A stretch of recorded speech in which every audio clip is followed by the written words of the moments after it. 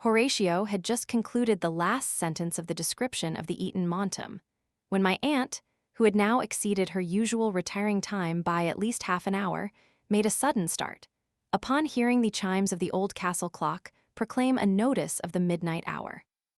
"Heavens! Boy," said Lady Mary Oldstyle, "what rakes we are!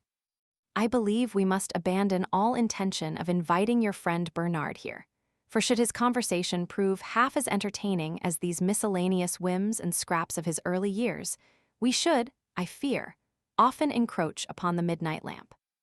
"You forget, aunt," replied Horatio, "that the swallow has already commenced his spring habitation beneath the housings of our bedroom window, that the long summer evenings will soon be here, and then how delightful would be the society of an intelligent friend to accompany us in our evening perambulations through the park, to chat away half an hour within the hermitage, or to hold converse on your favorite subject botany, and run through all the varieties of the Camellia japonica or the Magnolia fuscata.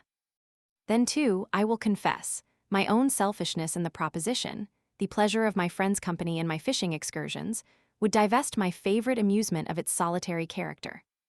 Tilde 106 tilde my aunt nodded assent, drew the cowl of her ancient silk cloak over the back part of her head, and with a half-closed eye, muttered out, in tones of sympathy, her fullest accordance in the proposed arrangement. "I have only one more trifle to read," said Horatio, "before I conclude the history of our schoolboy days." "We had better have the bed candles," said my aunt. "You had better hear the conclusion, aunt," said Horatio, "and then we can commence the English spy with the evening of tomorrow." My aunt wanted but little excitement to accede to the request, and that little was much exceeded in the promise of Horatio's reading Bernard's new work on the succeeding evening, when she had calculated on being left in solitary singleness by her nephew's visit to the county ball.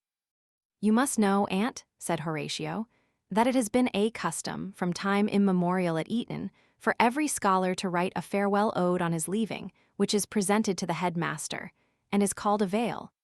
In addition, some of the most distinguished characters employ first-rate artists to paint their portraits, which, as a tribute of respect, they present to the principal. Dr. Barnard had nearly 100 of these grateful faces hanging in his sanctum sanctorum, and the present master bids fair to rival his learned and respected predecessor.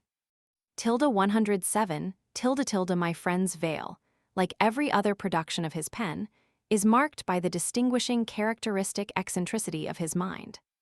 The idea, I suspect, was suggested by the Earl of Carlisle's elegant verses, to which he has previously alluded. You will perceive he has again touched upon the peculiarities of his associates, the dramatis personae of the English spy, and endeavored, in prophetic verse, to unfold the secrets of futurity, as it relates to their dispositions, prospects, and pursuits in life. My veil,